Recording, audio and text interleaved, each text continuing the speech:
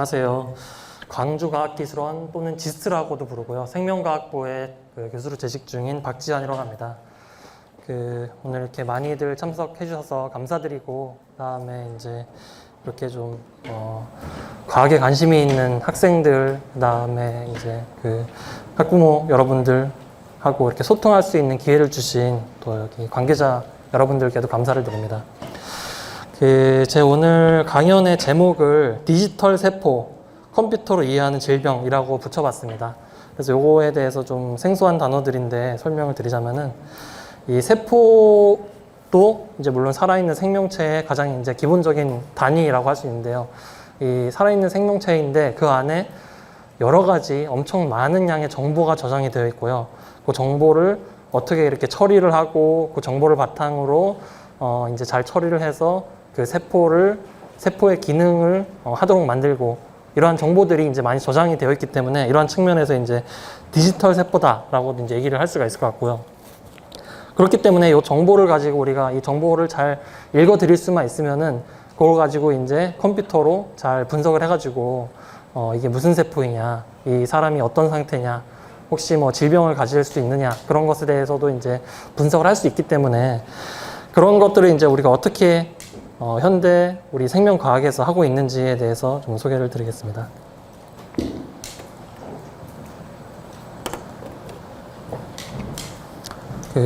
이너 스페이스라고 하는 영화를 혹시 이제 아시는 분이 별로 없을 거라고 생각합니다. 이제 아마 학생들은 당연히 모를 테고, 1980년대 영화 가지고 이제 학부모님들 중에서도 혹시 이제 아시는 분이 있을지 모르겠는데, 이게 이제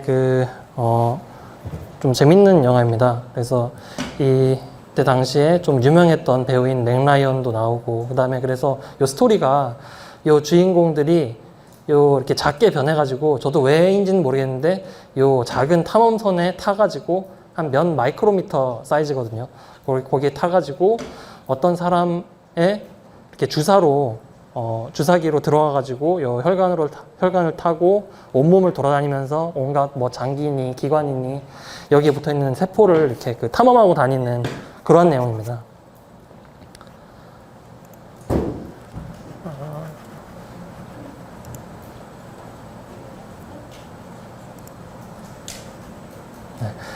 그래서 이제 1986년 작품이고, 조단테 감독이시고, 그 다음에 스티븐 스필버그 제작, 그 다음에 아카데미 시각 효과상을 수상할 정도로 그때 당시에 굉장히 비주얼이 쇼킹했던 그런 영화인가 봅니다.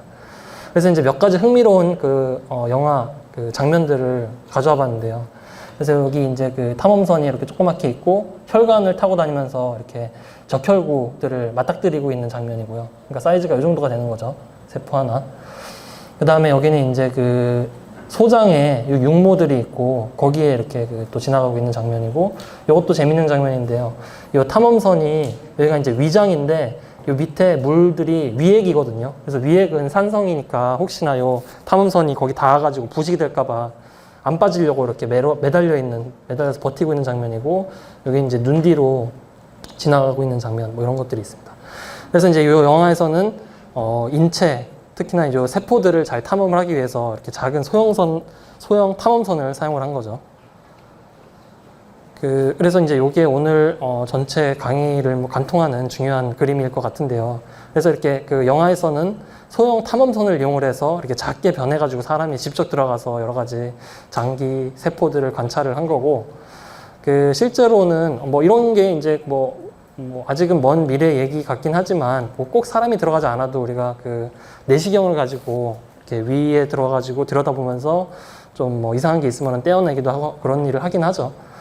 그래서 이제 일반적으로 우리가 유전자, 그 다음에 세포를 관찰하기 위해서 쓰는 방법은 이제 현미경입니다. 그래서 특정 어떤 관심 있는 유전자가 있으면은 그 유전자가 장기에서 어디서 발현하고 있는지, 어디서 이제 역할을 하고 있는지 알기 위해서 이렇게 한 2, 3일 정도 실험하는 사람이 이제 한 명이 붙어가지고 실험을 쭉 하고, 그 다음에 이제 현미경으로 들여다보면서 장기에 어디에서 유전자가 발현하고 있구나, 이런 정보들을 이제 얻게 되는 겁니다. 그래서 이렇게 한 2, 3일 정도 걸리면은 하나의 유전자에 대해서 이렇게 연구를 할 수가 있게 되는 거죠. 그런데 이제 최근에는, 그래서 오늘 소개드릴 그런 기술을 이용을 하면은 이 DNA 시퀀싱 혹은 DNA 염기설 분석 기술이라고 하는데요. 이 기술을 이용을 해서 한번 이렇게 인간 세포에 대한 어떤 그런 지도, 참고 지도를 만들고 나면은 그 다음부터는 뭐 언제든지 누구든지, 심지어 여기 이제 여러분들께서도 이러한 데이터가 다 이제 오픈이 되어 있거든요. 어떤 인터넷에. 그래가지고 그 웹사이트에 들어가가지고 관심이 있는 유전자가 있다. 그러면은 어떤 장기에서 어느 세포에서 발현하고 있구나 이런 정보를 쉽게 알 수가 있습니다. 그래서 아까 이 현미경을 이용하면은 한 번에 며칠 걸려서 하나의 유전자에 대해서 분석을 할 수 있었다라고 하면은 이제는 이런 기술을 이용을 해서 한 번에 2만 개의 유전자, 우리 인간 게놈에는 2만 개의 유전자가 있습니다. 그래서 그 2만 개의 유전자의 모두에 대해서 한꺼번에 이제 분석을 할 수가 있게 되었습니다.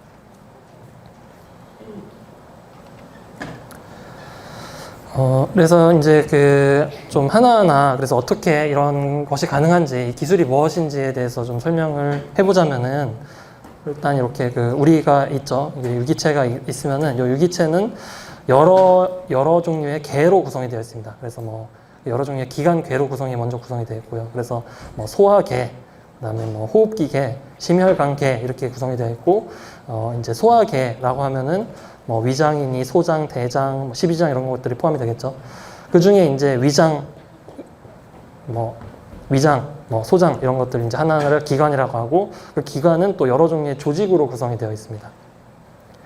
이 조직은 또 이제 가장 작은 기능적인 단위인 세포로 구성이 되어 있는 거죠. 그래서 이제 이 조직이니 기관이니 하는 것들도 결국에는 모두 이제 세포가 가장 작은 이제 단위로 생각을 하시면 되고, 이 세포가 결국에 이제 모든 일들을 다 하는 거죠. 우리 몸 안에서. 그 다음에 이 세포 안에 이제 여러 가지 뭐 세포 소기관이 있고, 뭐 단백질이니 지질이니 하는 분자들이 있고, 이제 이렇게 이루어져 있습니다.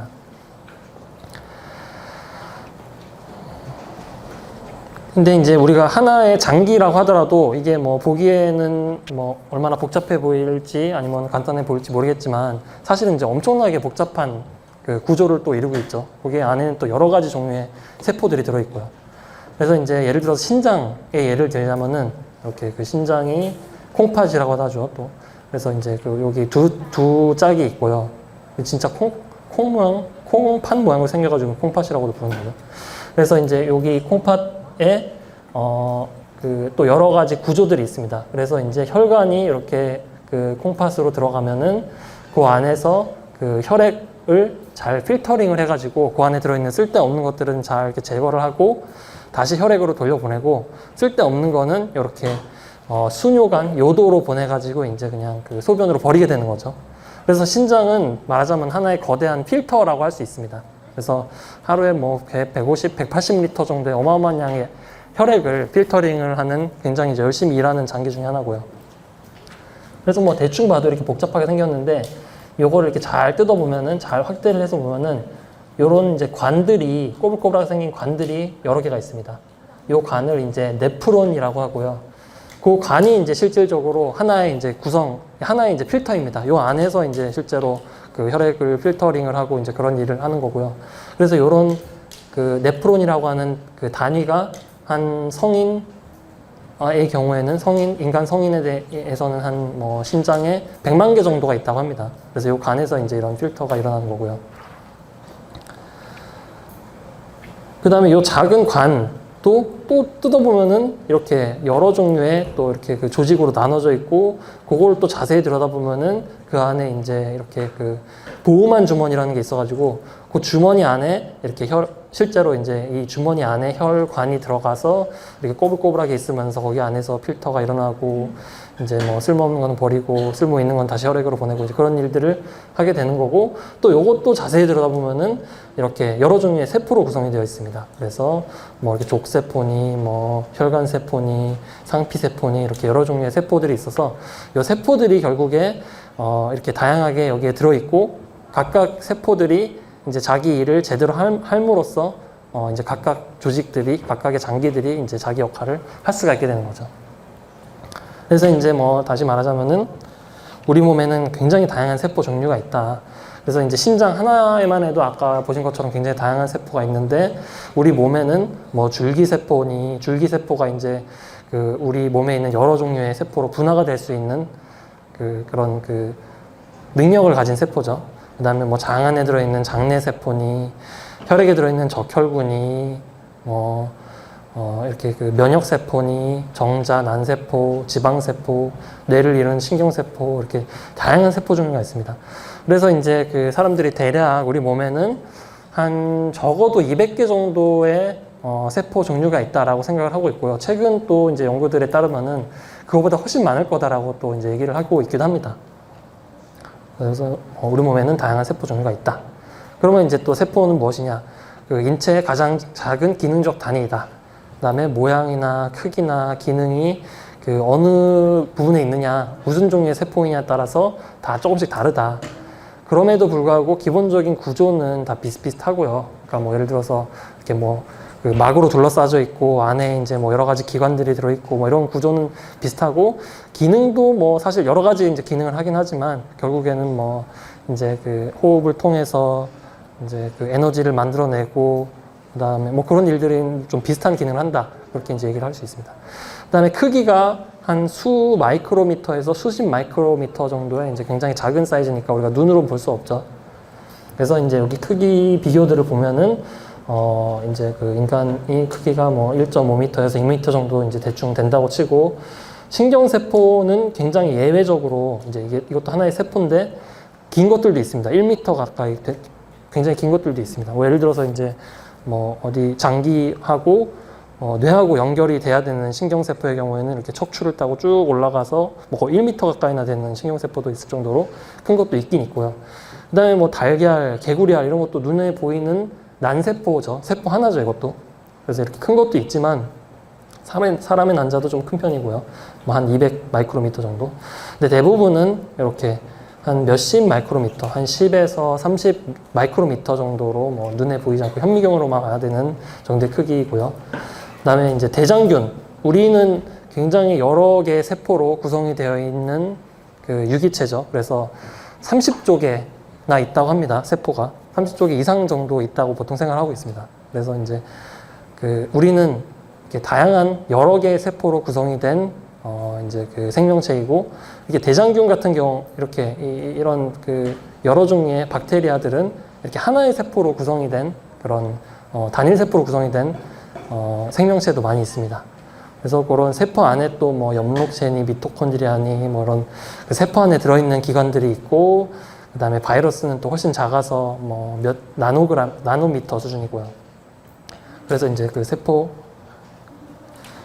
세포가 그래서 이제 보통 이렇게 생겼습니다. 그래서 이제 세포는 이렇게 막으로 둘러싸져 있고 그 막 안에 여러 가지 이제 소기관이 들어 있습니다. 그래서 뭐 핵이라는 것도 있고 그 다음에 이제 안에서 세포 안에서 도로 역할, 운송 역할을 하는 그런 기관도 있고 그 다음에 이제 에너지를 만들어주는 발전소 같은 그런 기관도 있고 뭐 이제 필요 없는 거를 버리는 그런 기관도 있고 그 다음에 뭐 단백질을 만드는 그런 기관도 있고 그래서 여러 종류의 소기관이 있는데 오늘 이제 우리가 주로 살펴볼 소기관은 요 핵입니다. 핵. 그래서 뭐 이렇게 세포가 있으면 이 정도 크기의 동그란 이렇게 핵이라는 구조가 있고요. 그 핵 안에는 뭐가 들어있냐면은 DNA가 들어있습니다. 그래서 이제 DNA라는 게 이제 우리 몸을 만들어낼 수 있는 매뉴얼이 들어있는 그런 정보가 들어있는 그런 물질이죠. 그래서 DNA가 들어있고요. DNA가 그냥 이제 막 들어있는 게 아니라 이렇게 엄청 꼬불꼬불하게 잘 뭉쳐져 있어가지고 뭐 X자 모양이니 Y자 모양 이런 모양으로 꼬불꼬불하게 잘 뭉쳐져서 한 우리 인간의 경우에는 23쌍 정도가 있습니다. 그러니까 핵 안에 23쌍에 이렇게 생긴 것들이 이제 막 이렇게 우글우글 들어있는 거죠. 그래서 이게 이제 꼬불꼬불하게 잘 이렇게 라면처럼 이렇게 엉켜가지고 이렇게 요 안에 잘 들어있고 그 다음에 이게 또 이제 이중나선이라고 해서 이런 모양으로 이렇게 두 개의 선이 이렇게 서로 꼬고 있는 그런 형태로 이렇게 이중나선이라는 형태로 되어 있고요. 그 다음에 그걸 또 자세히 들여다보면은 염기라는 게 있습니다. 염기 서열이라는 게 있습니다. 그래서 이게 TAGC 이것도 뭐 어떻게 보면은 그냥 단순한 화학 물질인 건데요. 이제 요거를 우리가 이름을 AGC, TAGC라고 이제 이름을 붙여가지고 요 네 개의 정보가 요 4개의 글자가 결국에는 요 DNA를 이루고 있는 거죠. 그래서 인간 게놈은 이러한 뭐 TA, GC, CG, AT, GC, CC 뭐 어쩌고저쩌고 하면서 거의 30억 개의 이런 염기가 쭉 이어져 있습니다. 그러니까 어마어마한 숫자죠. 30억 개의 DNA가 쭉 이런 글자가 이렇게 쭉 들어있다고 생각을 해보면 됩니다. 그래서 이런 게 이제 잘 뭉쳐져서 염색체 형태로 핵 안에 들어있다. 이제 30억 염기나 될 정도로 그 세포 하나에 어마어마한 양의 정보가 DNA에 저장이 되어 있다. 이렇게 생각을 해보면 될 것 같습니다. 그러니까 이 글자가 저장이 되어 있다고 생각하면 될 것 같습니다. 아까 그 몇십 마이크로미터 사이즈 정도 되는 크기 안에. 그래서 이게 어느 정도의 양이냐라고 생각해보면은 그러니까 세포 하나예요. 세포 하나에 들어있는 요 30억 염기서열 글자들을 쭉 이렇게 책으로 쓰면은 이 정도의 엄청난 양의 이제 그 정보가 되는 겁니다. 사람보다 이제 훨씬 많고. 이것도 막 깨알같이 이렇게 써 있습니다. 이렇게 큼직큼직하게 써 있는 것도 아니고. 그래서 또 이게 얼마나 또 많은 양인지 다시 한번 좀 강조를 하자면은 그 이제 핵이 10 마이크로미터 정도 사이즈가 되고 요 안에 이제 아까 그 이렇게 X니 Y니 이렇게 잘 뭉쳐져 있는 DNA를 염색체라고 했었죠. 요게 폭이 한 700 나노미터 정도가 되고 그다음에 이제 DNA 이렇게 잘 이것들을 또 이게 이제 구불구불 잘 뭉쳐져 있어야 되거든요. 왜냐하면 이제 엄청 길기 때문에. 그래서 요것들을 뭐 이런 식으로 뭉쳐놓고 또 이제 그 실을 감는 실패처럼 이 DNA도 어떤 단백질에 이렇게 둘둘둘둘 또 잘 감겨 있고 이런 것들을 쭉 끝까지 다 펴보면은 한 폭이 DNA의 폭은 한 2 나노미터 정도밖에 안 됩니다. 근데 요거를 쭉 다 이어붙인 길이는 2미터나 됩니다. 그러니까 요 10 마이크로미터 사이즈 안에 2미터나 되는 DNA의 길이가 이렇게 막 그 뭉쳐져 있는 거죠. 그래서 이렇게 막 이렇게 잘 뭉쳐져 있을 필요가 있는 거죠. 그래서 세포 하나에 이렇게 2미터나 되는 DNA가 들어있는 거고 우리 몸에는 아까 대략 30조 개 이상의 세포가 있다고 했으니까 2m 곱하기 30조를 하면은 무려 지구랑 달을 6,000번이나 왔다 갔다 할 수 있을 정도의 어마어마한 양의 이제 DNA가 있는 거죠. 그러니까 그 우리 각각 세포 안에 하나에 2m, 그 다음에 다 합치면은 이걸 이어 붙이면은 이렇게 어마어마한 양의 길이가 우리 모두한테 이 정도 되는 DNA가 들어있다라고 이제 생각을 하면 생각을 하면 될 것 같습니다.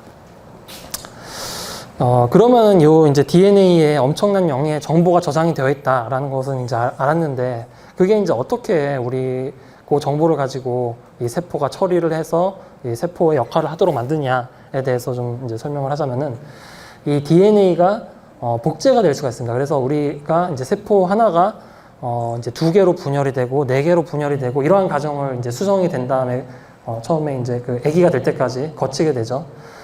그때 이 세포가 둘로 나눠질 때 DNA도 똑같이 복제가 돼가지고 아까 그 30억 염기가 그대로 똑같이 복사가 돼가지고 두 세포에 이렇게 전달이 됩니다. 그래서 이렇게 복제가 될 수도 있고요.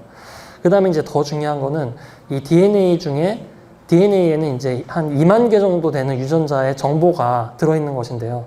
그 중에 이 세포가 무슨 유전자가 필요하다, 요거를 좀 발현을 시켜야 되겠다 하면은 이거를 이제 RNA 형태로 만들게 됩니다. 그 특정 유전자만.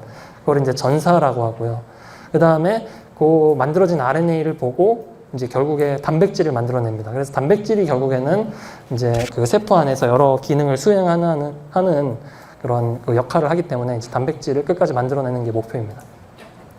그래서 뭐 이렇게 비유를 하자면은 그 요리책인데 그 뭐 세상에 있는 모든 요리를 다 이렇게 책으로 써놓은 그런 그 도서관이 있다라고 합시다. 그래서 그게 이제 마치 DNA 같은 거고요. 그 중에 이제 오늘은 뭐 무슨 요리를 먹고 싶다. 그래서 뭐 짜장면이 먹고 싶다. 이걸 요리해야겠다. 그러면은 그 도서관에서 그 짜장면이 써 있는 책을 찾아다가 이렇게 뽑아다가 거기 짜장면이 있는 페이지까지 가는 거를 이제 그러한 과정을 전사. 그래서 그거에 이제 RNA라고 볼 수 있고요. 그 책을. 그 다음에 그걸 가지고 이제 그걸 보면서 실제로 이제 짜장면을 만들어냈다. 그게 이제 단백질이라고 할 수가 있을 것 같습니다. 요리 과정을 번역이라고 할 수 있을 거예요. 그래서 이런 과정이 세포 안에서 이루어지게 됩니다. 그래서 이제 아까 그 DNA가 정보라고 말씀을 드렸었잖아요. 그래서 이게 어떻게 이 정보가 단백질로 전달이 되는지 한번 또 살펴보자면은 이것도 저는 생명과학자 입장에서 굉장히 놀라운 이 과정인 것 같습니다. 그래서 아까 그 뭐 AT, GC 이렇게 4개의 염기 이렇게 글자가 30억 개가 있다라고 했었잖아요. 그 다음에 2만 개 유전자가 들어있는 거고 거기에 이제 뭐 예를 들어서 어떤 유전자에 TT, CA, GT, CA, G라는 이제 글자가 있었다라고 하면은 그 유전자를 그대로 이제 복제를 이제 RNA가 그 유전자 이렇게 말하자면 RNA 그대로 복제를 하는 겁니다. 그래서 이 정보를 그대로 이제 읽어내서 요거를 보면서 단백질을 만드는 건데요. 이 단백질을 만드는 과정이 이제 어떤 암호를 풀어내는 과정이랑 비슷합니다. 그래서 예를 들어서 이 글자가 DNA에 적혀있던 글자가 AAG였다. 그러면은 이 AAG는 이렇게 암호표를 보고서는 요거는 리신이라고 하는 아미노산을 만드는 이제 암호니까 리신을 만들자 해서 이제 요거를 이제 만들게 되는 거고요. 그 다음은 보니까 UCA라는 애는 보니까 UCA는 봤더니 뭐 이렇게 세린이라고 하는 아미노산을 만드는 애다. 그런 정보다. 그러면 그거를 보고서는 세린을 갖다 붙이자. 그 다음 거는 GUC는 보니까 발린이다. 그래서 난 발린을 갖다 붙이자. 그래서 이렇게 아미노산을 쭉 이어붙인 게 단백질이거든요. 그래서 이러한 과정을 거쳐서 DNA에서부터 이렇게 특정 단백질을 만들어낼 수가 있는 거죠. 그래서 이거를 우리가 정보가 DNA에 저장이 되어 있고, 암호로서 저장이 되어 있고, 이거를 해독해서 단백질을 만드는 과정이다. 그렇게 볼 수 있을 것 같습니다. 그래서 진짜로 이렇게 뭐 예를 들어서 요 염기 서열이 GAG면은 뭐 이러한 아미노산, 뭐 UCU면은 뭐 세린을 만드는 이제 암호표, 이제 이런 식으로 모두 암호화가 되어 있습니다. DNA 안에 정보가. 그래서 이제 요거는 또 마치 옛날에 뭐 그리스에 있는 이게 뭐 이렇게 암호 해독을 할 수 있는 암호 이렇게 그 원반 이런 거랑 좀 비슷하게 생기기도 했죠. 그래서 이러한 과정을 이제 자세히 살펴보면은 사실 컴퓨터랑 굉장히 유사하잖아요. 컴퓨터도 이제 이렇게 정보를 이렇게 그 하드웨어가 있는 거고 본체가 있는 거고 그 안에 이제 반도체 안에 이런 정보가 들어있는 건데 그 정보가 이제 0하고 1이라고 하는 이렇게 두 개의 숫자로만 이 정보가 이렇게 저장이 잘 되어 있는 거죠. 01, 001 어쩌고 저쩌고 뭐 이런 걸로 이 정보가 잘 저장이 되어 있고 요거를 잘 처리를 해서 뭐 여러 가지 이제 컴퓨터에서 일을 하는 거죠. 그게 이제 세포의 DNA랑 굉장히 유사하죠. 그래서 세포가 이제 하드웨어라고 한다면은 그 안에 이제 DNA가 들어있는 거고 DNA는 아까 이렇게 AT, GC 4개의 이제 문자로 이루어져 있다라고 했었잖아요. 그래서 요게 이제 마치 요 01로 이루어진 컴퓨터의 정보처럼 이렇게 코드가 이 세포 안에 들어있다. DNA에는 이런 정보가 들어있다. 그래서 컴퓨터랑 굉장히 유사하다라고 볼 수 있을 것 같습니다. 그래서 이제 다시 한번 이 정보, 이거를 이제 이러한 과정을 정보의 흐름으로 우리가 이해를 할 수 있을 것 같습니다. 그래서 DNA가 RNA로, 그 다음에 단백질로 이렇게 이제 정보가 전달이 되는 과정인데요. 그래서 이렇게 많은 양의 정보가 들어있었다고 했었고, 그래서 이게 어떻게 이게 진짜 정보냐라는 이제 증명 중에 하나로는 요게 이제 그 인간의 2만 개 유전자 중에 하나인 ASCL1이라고 하는 유전자의 요 DNA 염기 서열입니다.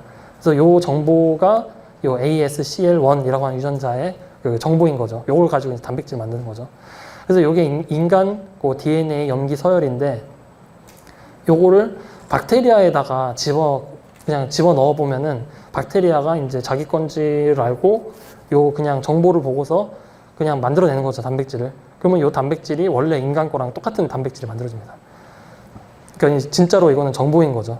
누구나 뭐 박테리아가 이거를 보든 뭐 아니면은 뭐 우리 집 강아지에다가 이걸 집어넣든 뭐 이거를 뭐 어떤 이스트에다 집어넣든 똑같이 이렇게 인간 단백질이 똑같이 만들어질 수가 있습니다.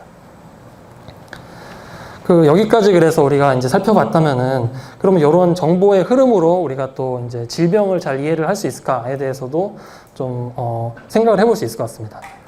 그래서 이제 좀 복잡해 보이긴 하지만 어쨌든 이렇게 염기 서열을 이렇게 3개씩 보고 단백질을 만들어낸다고 했었죠. 그런데 만약에 뭐 어떤 이유로 뭐 예를 들어서 이 사람이 뭐 담배를 많이 폈다, 아니면 뭐 이 사람이 어디 방사선에 노출됐다. 그래서 요 DNA 염기 서열에 이제 돌연변이가 생기면은 돌연변이가 이렇게 생각보다 쉽게 일어날 수가 있습니다. 그래서 이렇게 돌연변이가 생기면은 원래는 얘가 이 글라이신이라는 애를 만들어야 될 애가 이제 잘못 뭐 알라닌이라는 애를 만들어낸 거죠. 그러면 이제 단백질이 잘못 만들어져가지고 원래 역할을 이제 제대로 수행을 할 수가 없게 되는 겁니다. 뭐 그런 경우도 있고 이렇게 그냥 중간에 끊어지는 경우도 있고 그래서 이렇게 이렇게 그 돌연변이가 생겨서 이게 이제 잘못 정보가 전달이 되면은 이상한 단백질이 만들어진다. 그러면은 이렇게 그 DNA에 이상한 정보가 돌연변이 생겨서 이상한 정보가 있으면은 요거를 또 잘못 RNA가 보고 만들어서 단백질이 이상한 게 만들어지고 구조적으로 좀 이상한 게 만들어지고 요게 만약에 요 단백질이 뉴런 세포에서 뭔가 중요한 애다.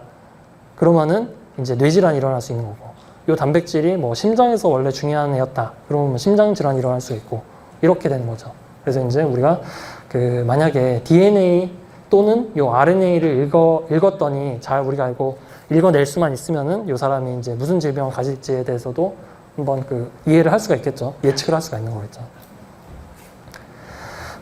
그런데 또 이제 우리가 다른 또 한 가지 그 생각을 해봐야 되는 점은 이제 DNA는 우리 몸에 있는 모든 세포는 똑같은 DNA를 가지고 있는 거고 그 중에 무슨 유전자가 발현이 됐느냐에 따라서 이렇게 뉴런 세포가 되니 근육 세포가 서로 다른 이제 세포가 된다라는 거죠. 그래서 우리 몸의 뭐 모든 세포, 뭐 예를 들어서 뇌세포나 간세포나 똑같은 DNA를 가지고 있다. 그래서 DNA는 똑같은데 어떤 거는 뇌세포가 되고 어떤 거는 간세포가 되고 완전히 이제 다른 종류의 이제 세포가 되는 거죠. 그래서 왜 이런 일이 일어나느냐? 일단 이제 왜 똑같은 DNA를 가지고 있느냐는 사실 이제 쉽게 생각해 볼 수가 있죠. 우리가 이제 이렇게 정자랑 난자가 만나서 부모님으로부터 DNA를 한번 이렇게 물려받게 되면은 반반씩 이제 부모님으로부터 물려받는 거죠. 그 DNA 정보를 물려받게 되면은 이 정보가 이제 세포 분열 과정에서 그대로 전달이 되는 거죠. 이렇게 그 DNA가 복사가 된 다음에 이 두 세포에 이렇게 그대로 전달이 되는 건데요. 그래서 이제 배아 발달 과정이라고 하면은 처음에 수정이 됐을 때는 세포 하나인데 그게 이제 분열이 돼서 2개가 되고 4개가 되고 8개가 되고 16개가 되고 이렇게 쭉 늘어나면서 이렇게 그 아기가 되고 점점 자라서 이제 그 성체가 되는 거죠. 이 배아 발달 과정은 그래서 세포의 분열 과정이다라고도 볼 수가 있는데요.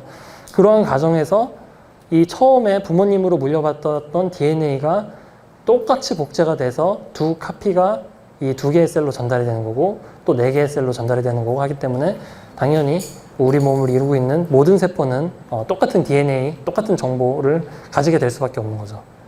그래서 우리 몸에 있는 37쪽의 세포들은 하나의 세포로부터 나왔고 그래서 똑같은 DNA를 다 가지고 있다. 그렇게 이제 이해를 해보면 될 것 같습니다. 근데 그 똑같은 DNA를 가지고 있는데 왜 다르냐? 왜 이제 세포 종류마다 왜 세포마다 다르게 생겼냐? 똑같은 DNA를 세포마다 가지고 있는데 그거를 이제 우리가 또 최근에는 후성유전학이라는 또 학문이 있어서 이런 후성유전 조절에 따라서 이제 무슨 유전자가 똑같은 DNA를 보고 무슨 유전자가 될 것인지를 이제 결정을 지을 수 있다라는 거죠. 그래서 뭐 그 같은 우리가 아까 다시 요리책으로 돌아가서 이제 같은 그 도서관이 있다고 하더라도 뭐 똑같은 책을 가지고 있는 도서관이 있다고 하더라도 뭐 어느 날은 짜장면이 먹고 싶어서 짜장면을 만들 수도 있고 그다음에 뭐 짬뽕이 먹고 싶어서 짬뽕을 만들 수도 있고 그러니까 이렇게 무슨 유전자가 발현하는지에 따라서 이제 그 세포가 결정이 된다라는 겁니다. 그래서 또 그게 어떻게 조절이 되느냐는 뭐 너무 구체적으로 얘기하기는 좀 어렵지만 아까 이렇게 그 DNA가 핵 안에 이렇게 DNA는 훨씬 긴데 이 핵 안에 잘 들어 있으려면은 잘 뭉쳐져 있어야 되고 이렇게 실이 실패에 감겨 있듯이 이렇게 감겨 있는 그런 구조가 있다라고 했었는데 그래서 이렇게 그 감겨 있는 게 너무 이렇게 세게 감겨 있으면은 거기에 이제 요 유전자를 발현시켜주는 그런 단백질이 또 와서 요 일을 해야 되는데 접근을 잘 해야 되는데 너무 이렇게 감겨 있으면 접근을 잘 못하고 좀 이렇게 설렁설렁 감겨 있으면은 좀 접근을 해서 유전자를 발현하고 그래서 이런 게 이제 결국에는 무슨 유전자가 발현될지를 결정을 짓게 됩니다. 그래서 요 예로 다시 돌아가서 만약에 이렇게 이렇게 유전자 2만 개는 DNA에 이미 있는 거고 그 중에 어떤 세포에서는 요 뇌세포랑 관련된 유전자는 너무 이렇게 그 세게 감겨져 있으면은 이 유전자는 발언 안 하고, 대신에 간세포랑 관련된 유전자는 좀 이렇게 설렁설렁 감겨 있어서 이제 필요한 단백질에 와서 유전자를 발현시키면은 요 간세포 관련된 유전자는 발현이 되니까 요거 이제 간세포가 된다. 이제 이렇게 이해를 해보면 될 것 같습니다. 그래서 다시 한번 우리 몸의 37족의 세포는 모두 동일한 DNA를 가지고 있다. 하지만 그게 이제 어떤 후성 유전적 조절을 받느냐, 어떤 유전자가 그래서 발현이 RNA로 되느냐에 따라서 그 이제 세포 종류가 달라질 수 있다. 그래서 DNA가 저장 정보라고 한다면은 요 이제 후성 유전은 작동 매뉴얼이다. 그래서 요 RNA는 작동 도구고, 그래서 2만 개 유전자가 어떤 조합으로 발현이 됐느냐, 뭐 1번에서부터 50번까지 발현됐느냐, 뭐 50번에서부터 100번이 발현됐느냐에 따라서 이제 200가지 이상의 서로 다른 종류의 세포가 이제 만들어질 수 있다라고 이제 이해를 해보면 될 것 같습니다. 근데 우리가 또 다른 또 이런 질문도 해볼 수 있겠죠. 그 우리 몸에 있는 세포도 똑같은 DNA를 다 가지고 있는데, 사실은 쌍둥이도, 일란성 쌍둥이는 완벽하게 부모님으로부터 똑같은 DNA를 물려받아서 똑같은 DNA를 가지고 있습니다. 그런데 이 쌍둥이가 뭐 적어도 태어났을 때나 뭐 어렸을 때는 굉장히 뭐 비슷하게 생기기도 하고 뭐 했는데, 이게 이제 특히나 서로 다른 환경에서 좀 오래 살수록 서로 이제 좀 많이 달라집니다. 그 이유가 그 결국에는 이렇게 서로 다른 환경에서 살아서 뭐 예를 들어서 식습관이 다르고, 운동을 뭐 열심히 하고 열심히 안 하고, 스트레스를 많이 받고 많이 안 받고, 그거에 따라서 똑같은 DNA라고 하더라도 아까 그렇게 둘둘 감겨져 있는 그런 게 뭐 어떤 데서는, 어떤 유전자에서는 좀 뭐 이렇게 잘 감겨 있고, 어떤 유전자는 잘 좀 슬슬 감겨 있고, 이런 게 환경에 따라서 영향을 받아서 그 발현되는 유전자가 달라진다는 거죠. 그래서 쌍둥이는 완전히 똑같은 DNA를 가지고 있지만, 마치 세포가 같은 DNA를 가지고 있는 것처럼 가지고 있지만, 무슨 유전자가 또 발현하느냐에 따라서, 환경에 따라서 그래서 이제 달라질 수가 있다. 또 이거를 뭐 굳이 일란성 쌍둥이라고 안 봐도, 그냥 우리도 사실은 그냥 부모님으로 물려받은 DNA, 그냥 똑같은 DNA를 가지고 있지만, 또 이렇게 이렇게 뭐 맑은 공기도 마시고 운동도 열심히 하고 좋은 거를 먹었을 때랑, 또 같은 사람인데 같은 DNA를 가지고 있는데 뭐 이렇게 좀 음침하게 지내고 뭐 이렇게 운동도 안 하고 했을 때랑 유전자가 발현되는 게 다르니까 이렇게 달라질 수가 있는 거죠. 그래서 이렇게 이런 거를 이제 후성 유전학이라고 요새 이제 이런 학문을 연구를 많이 하고 있습니다.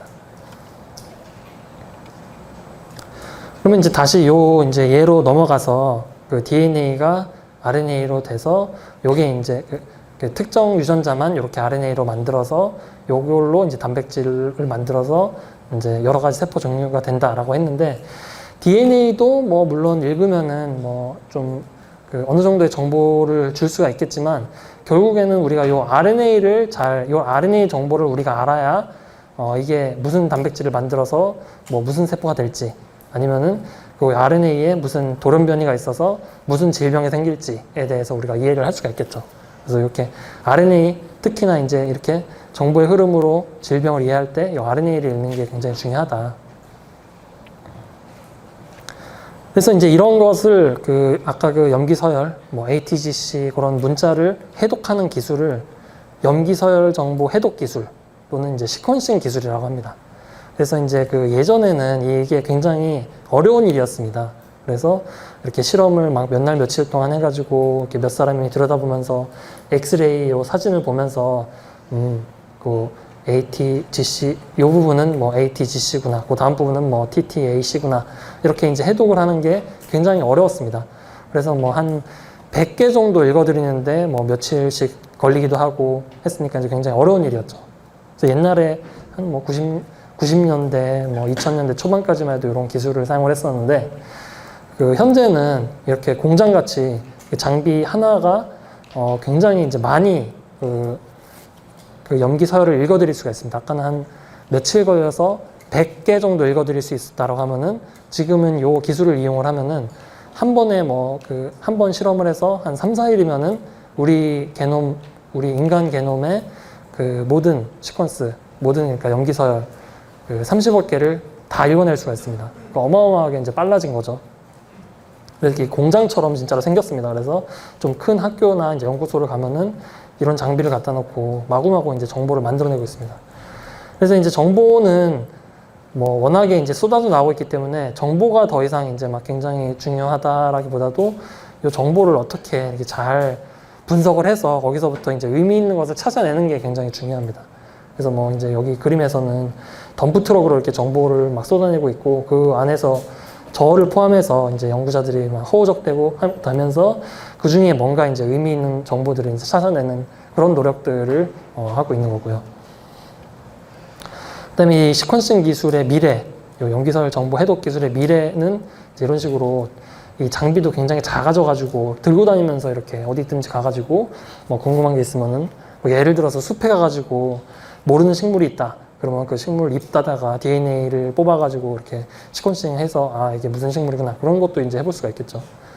또는 이제 이런 것도 상상을 해볼 수 있을 것 같습니다. 우리가 이제 모두 DNA 정보를 이렇게 우리가 모두 다 알고 있다면은 병원에 가서도 뭐 의사가 뭐 청진기 대보고 뭐 맥박도 보고 뭐 그 초음파도 보고 뭐 그런 일을 할 필요 없이 그 DNA 정보만 가지고 아 이 사람은 지금쯤 무슨 질병에 걸릴 수도 있겠다 막 그런 거를 이제 진단을 해볼 수도 있다는 거죠. 근데 사실 이게 이제 제가 여기다 물음표를 붙였듯이 미래의 일이 아니라 지금 이제 일어나고 있는 일들입니다. 그래서 요 작은 장비가 실제로 이렇게 그 판매가 되고 있는 장비고요. 그래서 요 이제 들고 다니는 장비를 이용을 해서 브라질에 그 지카 바이러스 환자들이 많이 이렇게 창궐한 곳에 가가지고 이렇게 진단을 하고 있는 모습이고요. 그 다음에 또 이제 우리나라는 아직 이런 게 판매를 안 하고 있는데 미국에서는 약국 가면은 이렇게 작은 키트를 판매를 하고 있습니다. 그래서 여기에 뭐 간단합니다. 그냥 통이 들어있어가지고 그 통에다가 침을 뱉어가지고 요 회사에다가 보내면은 그 회사에서 그 침으로부터 이제 DNA를 뽑아가지고 그거를 가지고 정보를 가지고 요 사람이 이제 뭐 당뇨병 걸릴 확률이 얼마나 된다, 무슨 암 걸릴 확률이 얼마나 된다. 그 다음에 또 이제 미국 사람 우리는 좀 별로 안 궁금해하지만 미국 사람들이 궁금해한 건 이제 자기 조상들 누군지 궁금해하잖아요. 그래서 이제 이거를 보내서 보내보면은 뭐 무슨 병이 걸릴 확률이 얼마나 된다. 그 다음에 내가 무슨 인종의 피를 얼마나 이제 이어받았다. 그런 정보까지도 이제 다 우리가 알 수가 있습니다. 그래서 이 점기 서열만 알면은 할 수 있는 일들이 이제 굉장히 많은 거죠. 그래서 이제 이렇게 DNA를 처음에는 읽으면은 우리가 아까 그런 뭐 돌연변이가 있네 없네 뭐 이런 걸 보면서 이제 모든 그 질병을 다 이해를 할 수 있을 줄 알았습니다. 그래서 처음에 이렇게 인간 게놈 프로젝트라는 것을 했고요. 시작을 했었고요. 그래서 뭐 인간 게놈만 DNA만 우리가 염기 서열을 다 알면은 뭐 이 사람이 남자가 될지 여자가 될지 뚱뚱할지 마를지 뭐 다 DNA 때문에 결정이 될 것이다. 그래서 이 염기 서열을 모두 밝혀내서 질병을 정복하자 이런 목표로 이제 했었고요. 이때 당시에는 아까 보여드렸던 기술 중에 그 예전 기술을 썼기 때문에 한 번에 100개 정도밖에 못 읽었는데 이 30억 개 글자를 다 읽어드리기 위해서는 시간도 엄청 걸리고 돈도 어마어마하게 많이 들었겠죠. 그래서 어쨌든 이게 중요하다고 생각을 했으니까 그 세계의 여러 과학자들이 모여가지고 힘을 모아가지고 13년 동안 무려 30조 원을 들여가지고 이 인간 DNA를 다 이제 밝혀냈었습니다. 2000년도 초반에. 근데 이제 이 기술도 아까 여러 가지 기술을 보여드린 것처럼 점점 싸져가지고요. 처음에는 이제 인간 게놈 한 번 읽어드리는데 1,200억 원이 들었다면은 2000년도 초반에요, 무려. 근데 지금은 120만 원이면은 뭐 누구나 다 이제 인간 게놈 한 번씩 시퀀싱을 해볼 수가 있습니다. 그래서 이제 엄청 저렴해지고 또 엄청 빨라졌고요. 3일이면 이런 일을 할 수가 있고요. 근데 이 인간 게놈 프로젝트가 끝나서 DNA를 다 알고 나서 이제 알게 된 사실들이 좀 실망한 사실들이 몇 가지가 있었습니다. 그 중에 하나는 인간이 뭐 다른 동물들이랑 비교해서 결국엔 이제 단백질이 여러 가지 다 이제 그 생명체 내에 일을 한다라고 했었잖아요. 근데 개수가 뭐 생각보다 그렇게 차이가 안 난다는 거였죠. 그래서 뭐 대장균이 이제 염색체 그래서 DNA 크기로만 따지면은 인간으로 갈수록 점점 커지는 것 같긴 한데 단백질 개수는 대장균이 뭐 한 3,000개인데 지렁이가 벌써 19,000개고 초파리가 한 15,000개고 쌀은 우리보다 더 많습니다. 37,000개나 되고 하는데 인간은 뭐 21,000개밖에 안 되거든요. 생쥐, 뭐 침팬지 이런 거 비슷한 수준이죠. 뭐 초파리랑도 별반 다르지 않은. 그래서 단백질 개수가 너무 생각보다 많지 않아서 굉장히 놀랐었고요. 그 다음에 또 이제 놀라운 사실 중에 하나는 이 단백질을 만들어내는 그 DNA 부분이 인간이랑 침팬지랑 이제 그 정보가 2%밖에 차이가 안 난다는 사실도 굉장히 놀라운 사실이었습니다. 결국엔 이제 2%가 이렇게 그 원숭이처럼 뭐 행동하고 생겼을 것이냐, 아니면 이제 인간처럼 생각하고 생겼을 것이냐 결정을 짓게 되는 거죠. 근데 이제 뭐 다행인 거는 뭐 요 사람들이나 저나 한 99.9%는 다 이제 그 염기서열이 단백질 부분의 염기서열은 똑같기 때문에 그 0.1%가 우리 사람들 간의 차이를 또 이제 그 설명을 할 수가 있습니다. 그래서 이게 굉장히 처음에는 충격적인 사실이었는데요. 이 정도밖에 차이가 안 난다고? 근데 이것도 생각을 또 곰곰이 해보면은 워낙에 이제 그 글자 수가 많으니까 30억 개나 되니까 그 중에 0.1%라고 하더라도 뭐 거의 한 600만 개 차이가 생기는 거잖아요. 그러니까 뭐 개수로 따지면 이제 상당히 많은 그 개수가 있고요. 그 다음에 이거는 뭐 좀 어려울 수도 있지만 요 이제 그 유전자가 발현이 될 때 이것도 이제 조합으로 단백질이 만들어질 수가 있어서요. 그래서 뭐 요 5개가 다 이렇게 들러붙으면은 단백질 A가 되고 뭐 이 중에 뭐 그 요 3개만 붙으면 단백질 B가 되고 뭐 다른 게 붙으면 C가 되고 이렇게 하나의 유전자 2만 개 중에 하나의 유전자도 또 뭐 몇 개씩 서로 다른 단백질을 만들 수 있어서 인간의 경우에는 그래서 뭐 개수로 따지면은 인간이나 다른 것들이랑 비슷했지만 그래도 이제 그 결국에 제일 중요한 단백질 기수로 따지면은 꽤나 이제 차이가 있다. 그 다음에 요 그 0.1% 차이라고 하더라도 한 600만 개 정도의 차이가 결국에 우리 사람들 간의 차이를 또 설명을 할 수 있다. 그런 것들을 밝혀내기도 했습니다. 그런데 이제 또 중요한 것은 요 DNA뿐만 아니라 아까 이제 RNA를 읽어야 이제 이게 무슨 단백질이 되고 그 세포가 무슨 상태가 될지 질병이 이제 뭐 있을지 없을지 이런 걸 알 수 있다고 했었죠. 그래서 결국에는 요 DNA로부터 요 RNA, 다양한 RNA 조합이 이렇게 결국에 여러 종류의 사람의 표현형을 만들어낼 수 있다라고 이제 볼 수가 있을 것 같습니다. 그래서 이제 이 RNA를 읽어드리는 게 굉장히 중요한데요. 그 읽어드리는 과정은 이제 아까 얘기한 것처럼 뭐 예를 들어서 특정 조직에서 이 RNA를 이제 많이 뽑아가지고 그 안에 이제 여러 세포에서 RNA를 뽑아서 그거를 이제 아까 그 장비들을 이용해서 그 문자를 그러니까 해독을 하는 겁니다. 그래서 뭐 여러 종류의 RNA가 이제 여러 종류의 유전자로부터 이렇게 발현이 돼서 있었는데 거기에서 어떤 RNA는 이렇게 해독을 해보니까 AUG 어쩌고로 시작하는 이제 그런 RNA가 있고 어떤 거는 뭐 UAC로 시작하는 이런 유전자가 있더라. 그 다음 과정은 이제 이제 중요한 과정은 유전자 정렬이라고 하는 과정인데요. 우리가 아까 그 인간 게놈 프로젝트를 통해서 이미 우리 DNA의 모든 염기서열을 다 밝혀냈다고 했잖아요. 그래서 요 RNA의 요 각각 조각의 정보를 보면서 거꾸로 이제 우리가 요거를 찾아 나가는 거죠. 요 AUG로 시작하는 요 RNA는 보니까 DNA의 어느 부위에서 나왔더라. 그런 거 보니까 이거는 이제 어떤 유전자에서부터 발현된 RNA구나. 이거는 뭐 어떤 유전자에서 나온 RNA구나. 이거를 그래서 정량적으로 우리가 요게 이제 3개가 조각이 그 부분 그 유전자에 이렇게 매칭이 되면은 첫 번째 유전자는 한 3 정도 발현을 하는구나. 뭐 4번째 유전자는 한 뭐 2 정도 발현하는구나. 이런 식으로 이렇게 정량을 할 수가 있습니다. 이제 이런 정보를 얻을 수 있으면 우리가 질병에 대해서도 당연히 이제 연구를 할 수가 있게 되는 거죠. 그래서 이제 정상인 그 다음에 환자, 어떤 뭐 신장 질환이 있는 환자로부터 RNA를 뽑아서 아까 말씀드린 RNA 시퀀싱, RNA 염기 서열 해독을 하면은 이렇게 여러 유전자, 2만 개 유전자에 대한 발현 정도를 알 수가 있다라고 했었죠. 그래서 여기서는 이제 5개의 조직, 5개의 환자 조직에 대해서 이렇게 유전자, 여기는 이제 세로는 유전자들이고요. 서로 다른 유전자들이고, 이 색깔이 빨간색일수록 많이 발현한다, 파란색일수록 적게 발현한다는 의미인데요. 그래서 이제 뭐 유전자 2만 개 중에 어떤 유전자들은 봤더니 한 5개 정도는 정상에서는 많이 발현하는데 환자 조직에서는 보니까 별로 이 유전자가 좀 낮게 발현하더라. 근데 어떤 것들은 정상 조직에서는 별로 없는데 환자에서 좀 많이 있더라. 근데 이 정상보다 환자에서 좀 적어진 유전자들은 보니까 에너지 대사랑 관련이 있더라. 아, 그러면은 요 질병에서는 뭔가 에너지 대사에 문제가 생기는구나.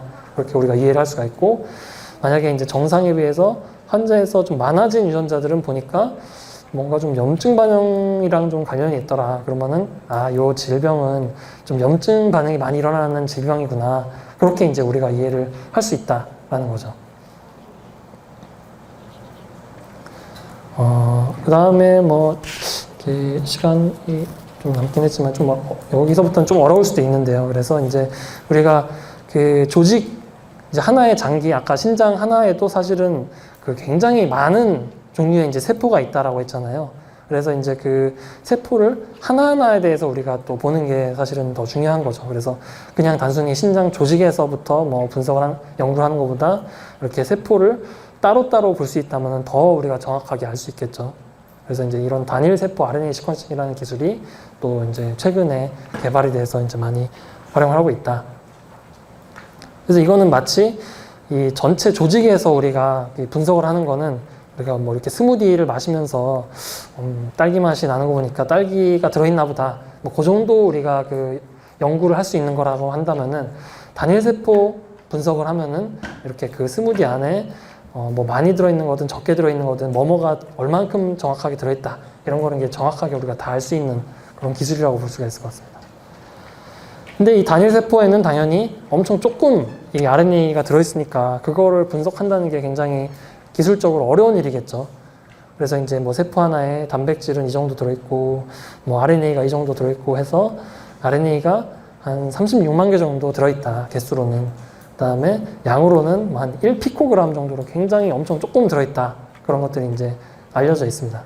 그래서 이제 요거를 분석하기 위해서 뭐 얼마 안 됐습니다. 한 10 몇 년 만에 우리가 막 세포 한두 개 이렇게 분석하다가 몇백 개를 분석하다가 이제 요새는 한 몇만 개를 한꺼번에 몇만 개 세포를 한꺼번에 이렇게 막 그 분석할 수 있는 그런 기술들이 개발이 되어서 이제 이런 것들이 좀 활용이 되고 있고, 그래서 이제 이런 가정을 보자면은 이렇게 아까 조직에서 바로 RNA를 분리하는 게 아니라 뭐 이렇게 세포를 하나씩 떼어다가 분리해서 분석해서 유전자 값들을 다 이렇게 찾아내고 그러면 이제 10,000개의 세포에 대해서 20,000개의 유전자 모두에 대한 이런 그 수치를 우리가 얻을 수가 있겠죠. 이런 정보, 엄청 큰 정보를 얻을 수가 있겠죠. 그래서 이걸 보면서 뭐 그 좀 비슷한 유전자를 발현하는 애들끼리 그 다음에 좀 서로 다른 유전자를 발현하는 세포들끼리 이렇게 모으는 작업을 하게 됩니다. 그래서 이 조직에는 이렇게 두 가지 뭐 서로 다른 세포가 있나 보다.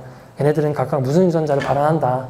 이런 정보를 우리가 알 수가 있고, 그래서 이제 뭐 저의 경우에는 이제 그 2018년에 신장에 대해서 이러한 그 참고 지도, 단일 세포 참고 지도를 이제 만들었습니다. 그래서 신장 조직에서 세포를 이렇게 하나씩 다 떼서 각각의 세포에서 무슨 유전자를 발현하는지 이렇게 다 들여다보고 그 세포가 그래서 무슨 세포인지, 그래서 심장에는 뭐 이러이러한 세포가 있더라. 이런 거를 이제 밝혀냈었고요. 그래서 오늘 이제 이런 배운 내용들을 다 종합을 해본다면은 이렇게 그 충분히 우리가 세포의 각각에 대해서 그 유전자 정보, 유전자 발현 정보를 다 얻은 것을 우리가 이제 디지털 세포라고 부를 수가 있을 것 같습니다. 그래서 이제 오늘 그 설명한 내용을 다 종합을 해보자면은 그래서 우리가 이 세포로부터 정보를 잘 끄집어내서 잘 읽어드릴 수만 있다면은 요걸 이제 디지털 세포화해서 요걸 가지고 현미경 대신해서 우리가 여러 가지 연구들을 할 수 있다. 질병이 있냐 없냐 뭐 그런 것도 이제 연구를 할 수 있다. 그런 거고요. 그래서 이제 이런 참고 지도, 그 각각의 세포에 대해서 참고 지도를 만들고자 하는 일이 이제 또 인간 게놈 프로젝트처럼 사람들이 이제 힘을 모아서 필요한 일이다. 그래서 이제 힘을 모아서 하기로 해서 이제 목표는 우리 몸에 있는 37쪽의 세포 모두에 대해서 그런 모든 유전자 발현을 읽어드리는 그런 정보를 만들자. 그래서 마치 이제 구글 맵을 보면서 또는 이제 우리 네이버 웹을 보면서 뭐가 어디 있고 뭐 그런 걸 알듯이 이렇게 인간 세포 지도를 한번 만들어 놓으면은 우리가 언제든지 누구나 이렇게 그 무슨 세포, 무슨 장기에 있는 무슨 세포에는 뭐 무슨 유전자가 발현하더라. 그런 거를 이제 알 수 있는 그런 지도를 만들자는 프로젝트가 상당히 이제 많이 진행이 돼서 지금 뭐 관심 있는 분들은 그냥 여기 휴먼셀 아틀라스라고 하는 곳에 들어가서 진짜로 이렇게 직접 이렇게 검색을 해볼 수도 있습니다. 그래서 뭐 이런 걸 이용하면은 단일 세포 수준에서 정상과 질병을 비교해서 더 정확하게 연구를 할 수 있다. 그 다음에 또 더 나아가면은 이제 그 세포가 처음에 이제 딱 그 수정이 돼서 그 하나의 세포가 37조 개의 우리 몸에 있는 모든 세포가 될 때까지의 그런 과정이 어떻게 일어나는지는 아직까지 이제 굉장히 미지의 연구 분야인데 이런 거에 대해서도 우리가 단일 세포 수준에서 연구를 할 수 있다면 이 기술을 이용을 해서 인간 배아 발달에 대해서도 연구를 할 수 있을 것이다. 그렇게 기대를 하고 있고요.